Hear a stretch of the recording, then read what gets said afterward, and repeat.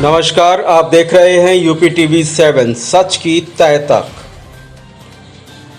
कानपुर में लगातार बढ़ती जा रही है कोरोना महामारी से पीड़ित मरीजों की संख्या पर अब चिंतन शुरू हो चुका है, जिसके चलते सरकार के प्रमुख सचिव आलोक कुमार कानपुर पहुंचे, जहां उन्होंने नगर निगम के अधिकारियों के साथ बैठक की, जिसमें इस महामारी से अब तक हुई मौतों से लेकर इलाज करा रहे मरीजों पर चिंतन जताते हुए स्वास्थ्य सेवाओं का जायजा लिया गया, जिसमें सरकारी स्वास्थ्य सेवाओं से लेकर अनुमति प्रदान प्राइवेट अस्पतालों के इलाज की जानकारी ली गई। साथ ही महामारी के फैलने के कारण पर भी चर्चा की गई। इस दौरान प्रमुख सचिव ने शहर की गंदगी की रोकथाम पर नगर निगम अधिकारियों से गहन वार्ता करते हुए सख्त निर्देश भी दिए गए, जिसमें कहा गया कि जिस प्रकार से कोरोना के मरीजों को नियमित साफ सफाई और उनके स्वस्थ होने के लिए क्वारंटीन के नियमों का पालन किया जाता है, ठीक वैसे ही नगर निगम के दायित्व बनता है कि शहर को गंदगी मुक्त करने का कार्य करे। बैठक के अंत में कोविड-19 से बचने के लिए कई नई रणनीति पर अध्ययन भी किया गया, जिसमें सरकार द्वारा दिए गए निर्देशों का सख्ती से पालन किए जाने की हिदायत भी दी गई।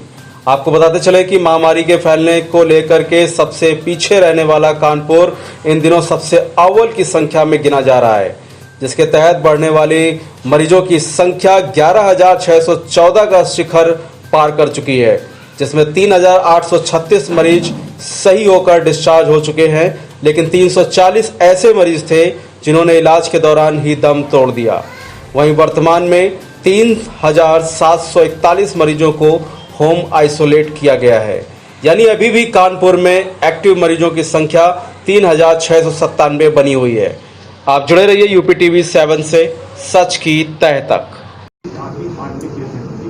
तुरंत इस पोर्टल के माध्यम से उनको एक मैसेज जाता है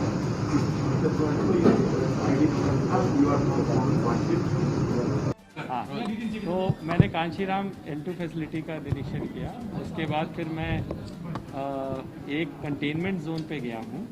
उसके बाद एक प्राथमिक स्वास्थ्य केंद्र जहाँ पे की टेस्टिंग हो रही थी वहाँ गया हूँ। उसके बाद फिर मैं यहाँ इंटीग्रेटेड कमांड सेंटर आया हूँ। उसके बाद अभी मैं मेडिकल कॉलेज जाऊँगा और उसके बाद फिर दोपहर बाद फिर DM साहब और कमिश्नर साहब के साथ तो मैंने तो अभी 2 दिन पहले ही कार्यभार संभाला है। इससे पहले मैं नीति आयोग में था और मैं स्वास्थ्य ही देख रहा था संयोगवश, तो शायद सरकार ने फिर उसको देखते हुए और मैंने नेशनल लेवल पे कोविड रिस्पांस को देखा है वहाँ पे। तो कई सारी चीज़ें हैं और अगर आप देखें तो जो 2 जनपद हमारे लिए चिंता का विषय है उसमें कानपुर और लखनऊ ज़रूर हैं, क्योंकि ये अर्बन आपने देखा है कि ज़्यादा अर्बन इलाकों में, नगरीय इलाकों में इसका ज़्यादा प्रभाव है। चाहे बम्बई देखें, दिल्ली देखें, चेन्नई देखें, हैदराबाद देखें, तो सभी जगहों पे इस तरीके से है। तो कानपुर और लखनऊ हमारे लिए विशेष चिंता का, इसलिए मैं चार्ज लेते ही सबसे पहले मैंने इस जनपद का दौरा करना उचित समझा और काम हो रहा है। कुछ जो हमारी फैसिलिटीज़ में भी इम्प्रूवमेंट हुआ है, लेकिन अभी जैसा ये कहा जाता है कि अभी काम और करने की आवश्यकता है। तो हम लोग अभी बैठेंगे पूरी तरीके से और रणनीति पर चर्चा करेंगे कि अब जो हमने अब तक रणनीति की उसकी समीक्षा और आगे जो चेंज करना है उसमें अगर कुछ करना है तो उसके ऊपर और चर्चा। लखनऊ में कोरोना पॉजिटिव ज़्यादा है, लेकिन वहाँ पर मौतों की संख्या कम है। कानपुर में कम कोरोना पॉजिटिव है, फिर भी मौतों की संख्या ज़्यादा है। इस पर यहाँ पे जो देखिए ऐसा है कि केस फैटेलिटी रेट कहते हैं, जिसको आप कह रहे हैं कि टोटल नंबर ऑफ केसेस जो पॉजिटिव पाए गए और उनमें से कितनों की डेथ हुई। तो यहाँ पे केस फैटेलिटी रेट लगभग 3% है। ओवरऑल यूपी में लगभग 1.5% है और नेशनल एवरेज 1.97% है। तो यहाँ पे ये बात सच है कि केस फैटेलिटी रेट थोड़ा हायर साइड में है। तो उसकी क्यों हो रहा है? क्या वो पेशेंट लेट पहुँच रहे हैं हमारे अस्पतालों में, या कि अस्पतालों में उसके ऊपर हमारे प्रोटोकॉल्स नहीं फॉलो किए जा रहे हैं? ये देखने की बात है। अभी हमने बेड्स की संख्या भी इंक्रीज़ कर रहे हैं। उसमें जो PM केयर से आपके जो वेंटिलेटर्स वगैरह जिससे कि लोगों की जानें बचाई जा सकती हैं, उसकी भी संख्या बढ़ रही है। दवाओं की संख्या भी वृद्धि हो रही है।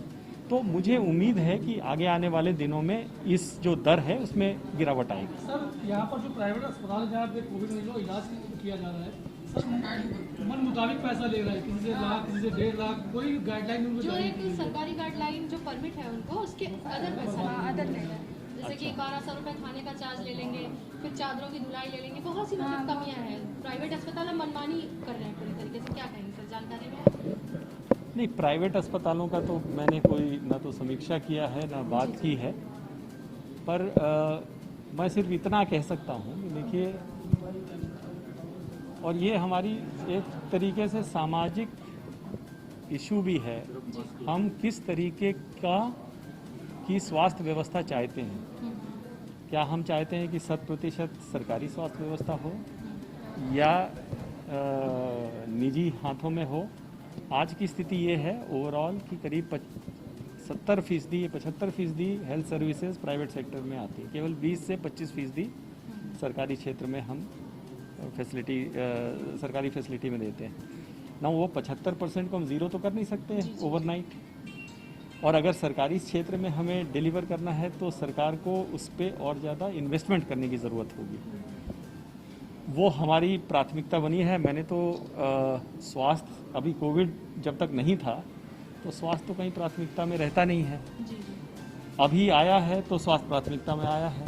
और जो मुझे जानकारी मिली अभी अधिकारियों ने जो मुझे बताया कि आज के दिन में जो अगर कोई खड़ा है पेशेंट्स के साथ तो सरकारी महकमा है, इतना रिस्क होने के बावजूद भी।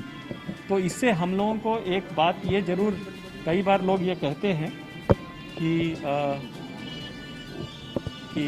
निजी क्षेत्र में सब कुछ सौंप देना चाहिए। आज की स्थिति को देखकर ऐसा लगता है कि भाई, आज मैं कई जगह गया, वहाँ पे डॉक्टर सचान मिले मुझे, हाँ काशीराम में, या डॉक्टर वर्मा मिली मुझे, वो जो अर्बन PHC के, हाँ कृष्णा नगर में। तो वो बता रही थी कि पिछले 6 महीनों में एक दिन भी छुट्टी नहीं है, दिन रात लगे हुए हैं, अपने जान का परवाह ना करके भी लगे हुए हैं। तो आप इसको अप्रिशिएट भी तो करिए, इन्होंने कितना मेहनत किया है। और ये क्या है कि व्यवस्थाएं सुधार करने में समय लगता है, तो ये अच्छी बात है, ये अच्छा मौका है जिसमें कि हमें ये मौका मिला है कि हम अपने जो शासकीय चिकित्सा व्यवस्था है इसको और बेहतर करेंगे, और हम लोग लगे हैं, यही हमारी प्राथमिकता भी थी। सर, सवाल सब फिर वहीं पे आ रहा है।